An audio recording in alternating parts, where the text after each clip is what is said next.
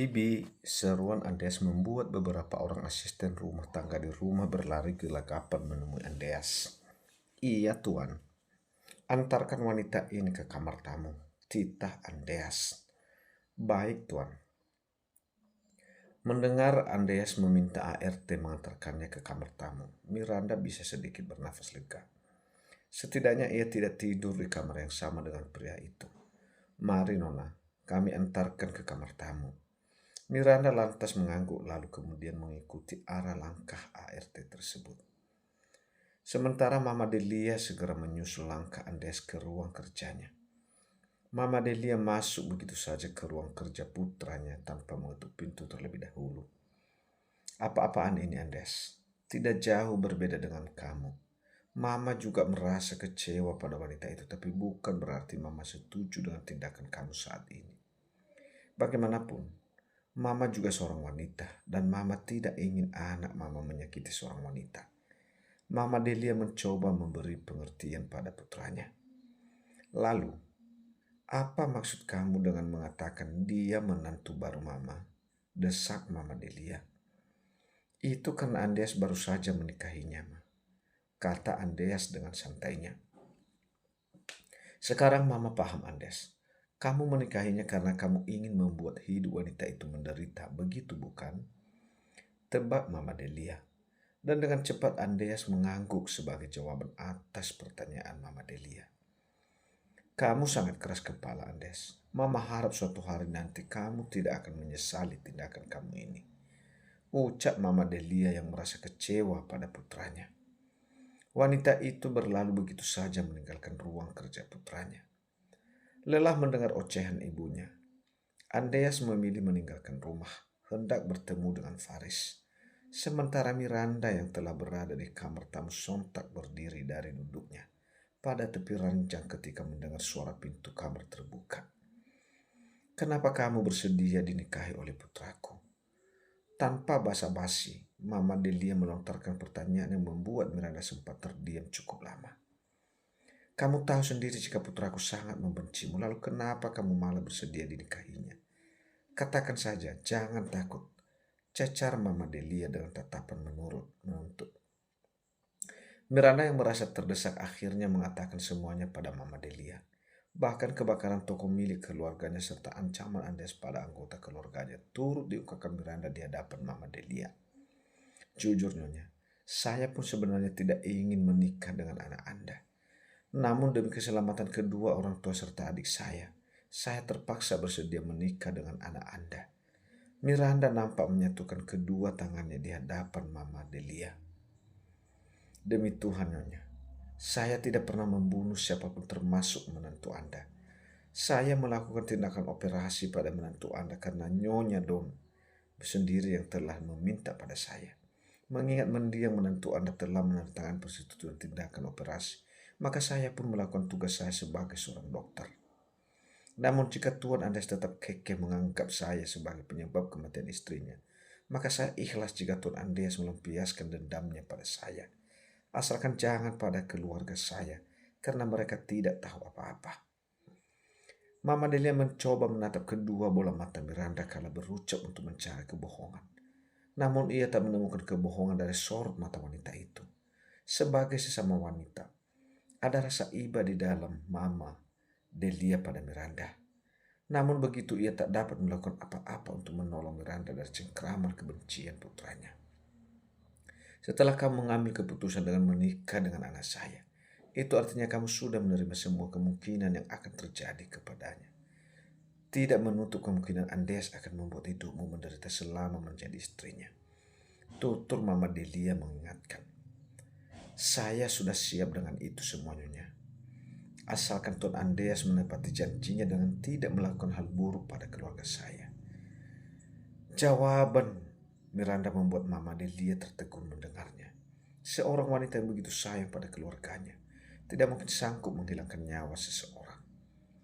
Mungkin kematian sudah menjadi takdir Donna. Mama Delia kembali berpikir positif. Jika kau lelah, istirahatlah. Saya akan menemui cucu saya dulu, kata Mama Delia hendak beranjak meninggalkan kamar tamu. Nyonya, Apa saya boleh bertemu dengan cucu Anda? Mama Delia terdiam sejenak seperti sedang berpikir. Setelah beberapa saat menimbang-nimbang, akhirnya Mama Delia mengizinkan Miranda untuk melihat cucu kesayangannya yang diberi nama Nesha. Andreas tengah berada di perjalanan menuju apartemen Faris. Ia mencoba mencari keberadaan ponselnya, namun tak kunjung menemukannya. Oh astaga, sepertinya ponselku ketinggalan di rumah. Andes lantas memutar balik mobilnya hendak kembali ke rumah untuk mengambil ponselnya yang diyakini ketinggalan di rumah. Setibanya di rumah, Andes segera beranjak menuju kamarnya untuk mengambil ponselnya. Namun saat hendak memutar handle pintu, kamarnya sayup-sayup ia mendengar suara seseorang dari kamar bayinya. Apa yang kau lakukan di sini? Siapa yang mengizinkan kau masuk ke kamar putriku? Apa kau juga berniat ingin membunuhkan? Hah? Suara keras yang disertai sentakan tangan Andes membuat Miranda terkejut. Dan hampir saja tubuh wanita itu terhuyung ke lantai jika saja Miranda tidak cepat mengimbangi bobot tubuhnya. Maaf atas kelancangan saya, Tuan. Hanya itu yang terlontar dari bibir Miranda, yang sudah tampak bergetar menahan tangis akibat tindakan kasar Andreas. Sebenarnya, Andreas sama sekali tidak berniat kasar pada Miranda. Namun karena khawatirannya pada buah hatinya, tanpa sengaja tangannya terulur begitu saja menepis tubuh Miranda menjauh dari box putrinya. Tidak ingin semakin memancing amarah Andreas, Miranda pun memilih meninggalkan kamar itu. Mau kemana kamu? Tanya Mama Delia, yang baru saja membuatkan susu formula untuk Nesha di dapur. Ketika ia bertemu dengan Miranda di depan pintu kamar cucunya. Saya mau ke kamar mandi, Nyonya. Miranda terpaksa berdusta karena tidak ingin Andes berpikir dirinya tukang ngadu. Melihat keberadaan Andes di kamar Nesha, membuat Mama Delia jadi tahu alasan Miranda tiba-tiba meninggalkan kamar cucunya. Kenapa Mama membiarkan wanita itu masuk ke kamar ini? Apa Mama tidak takut kalau dia sampai melakukan sesuatu yang membahayakan cucu Mama? Dari sorot matanya, Mama Delia bisa mendebak jika saat ini putranya itu sangat marah ketika mendapati Miranda berada di kamar putrinya. Kenapa Mama harus takut? Bukannya kamu sendiri yang sudah membawanya ke rumah ini. Jawab Mama Delia tak mau kalah.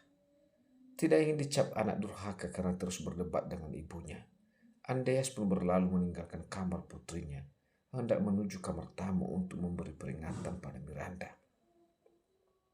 Di luar dugaan, ketika Andreas tengah membuka pintu kamar tamu, ternyata saat itu Miranda yang hendak membersihkan tubuhnya tengah menanggalkan pakaiannya hingga tersisa pakaian dalam saja yang melewati pada tubuhnya.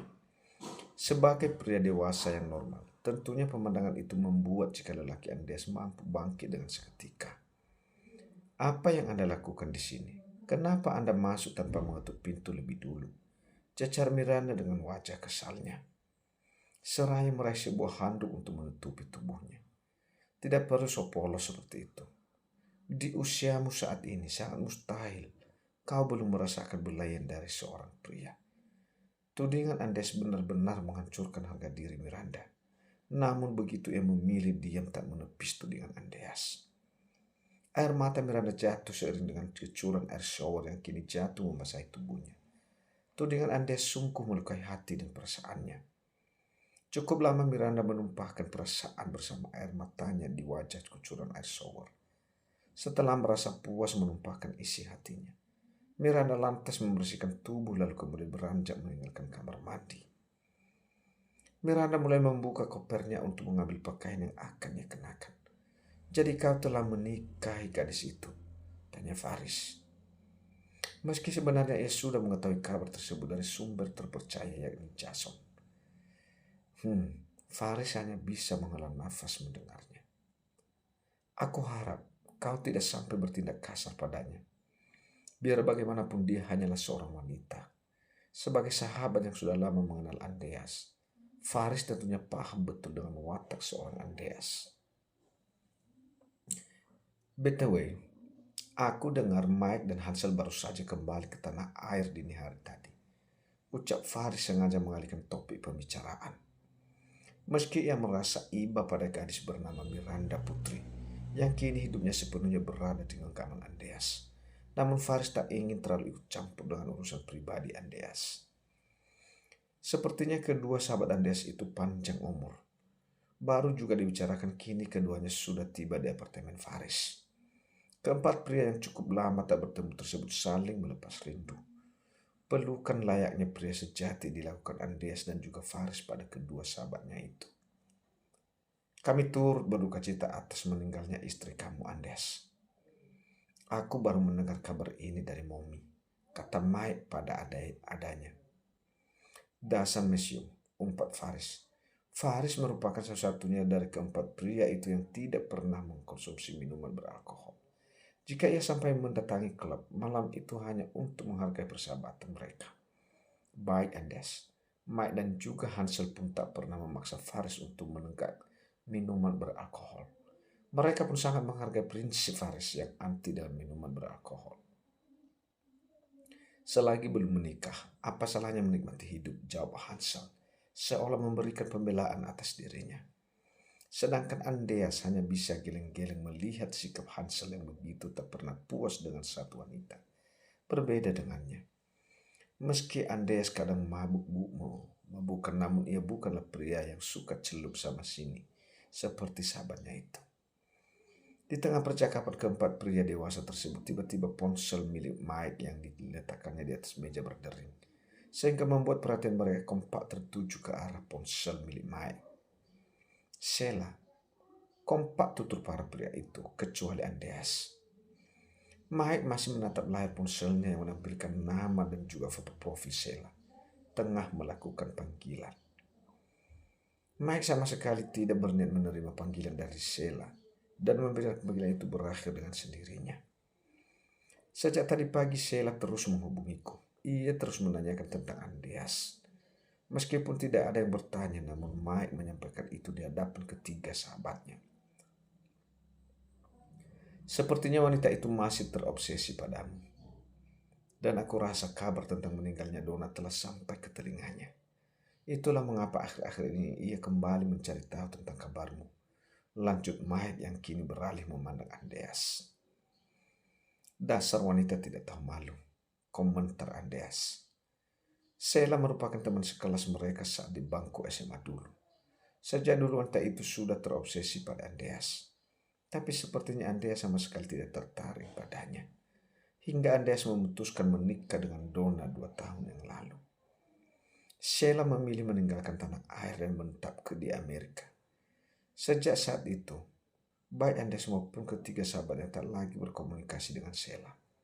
Akan tetapi, pagi tadi tiba-tiba saja wanita itu menghubungi Mike dan bertanya tentang kabar Andreas. Ketiga sahabatnya hanya bisa menghela nafas mendengar pedasnya mulut Andreas mengatai wanita itu. Tidak perlu membahas tentang wanita itu lagi. Aku tidak ingin waktu terbuang sia-sia membahas hal yang terpenting, kata Andreas. Kini pria itu duduk dalam posisi duduk bersandar di sofa, seraya menyilangkan kedua kakinya. Bagaimana? Apa malam ini kita jadi bersenang-senang? Kembali Hansel menanyakan perihal ide Mike tadi. Tentu saja, jawab Mike dengan cepat. Sementara Faris hanya bisa geleng-geleng melihat kebiasaan buruk para sahabatnya yang belum juga berubah. Sepertinya aku tidak bisa ikut bersenang-senang bersama kalian. Mamaku pasti akan marah jika aku kembali ke rumah dalam keadaan mabuk, tutur Andreas. Tumben, kamu mencemaskan hal itu, timpang Mike. Kemarin aku baru saja berjanji pada mama untuk berhenti mabuk-mabukan. Jika malam ini aku kembali dalam keadaan mabuk, mama pasti akan kecewa padaku. Lanjut, ungkap Andreas. Kalau begitu rencana bersenang-senangnya kita tunda dulu. Sampai situasi dan kondisi memungkinkan untuk kau ikut bersama dengan kami, usul Hansel. Tidak perlu ditunda, aku bisa menemani kalian tanpa menenggak alkohol, kata Andreas tak ingin mengecewakan sahabatnya. Ini baru Andreas. Tutur Mike membanggakan sosok sahabatnya itu.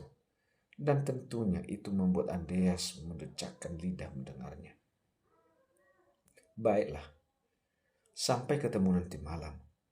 Aku harus segera kembali ke perusahaan siang ini.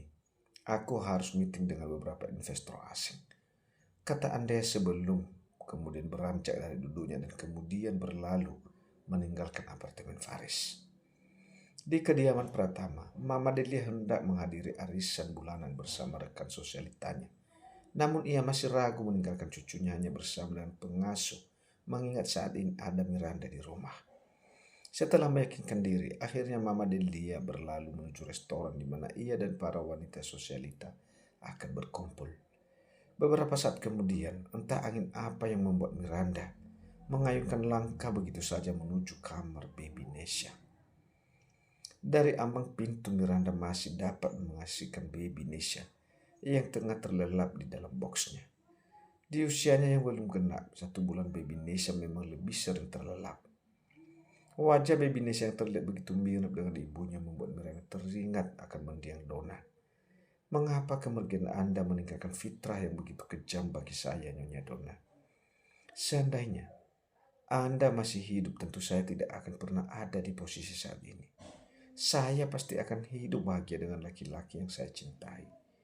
Lirih Miranda dalam hati.